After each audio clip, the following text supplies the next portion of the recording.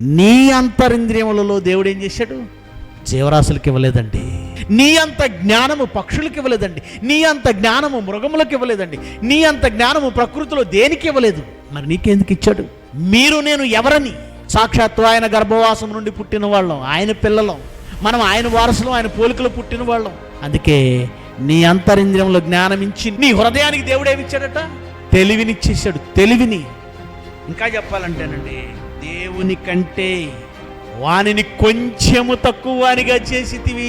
ఏమండి, ఈరోజు మనం దేవుని కంటే కొంచెం తక్కువ వాళ్ళగా చేయబడ్డాం. మనకి జ్ఞానం ఇవ్వబడింది, అంతరింద్రియంలో జ్ఞానం ఉంచాడు. దానివల్లండి దేవుడు చేసిన వాటిని ఆ తర్వాత అంతో ఎంతో మనం చేయగలుగుతున్నాం.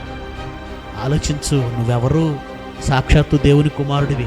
నువ్వు దేవుని కుమారుడివి గనక ఆయన చేయగలిగిన కార్యములలో కొన్నింటిని ఆయన వెనక నువ్వు కూడా చేయాలని దేవుడు నీకు జ్ఞానం ఇస్తే నువ్వేం చేస్తున్నావు? జ్ఞానం వచ్చాక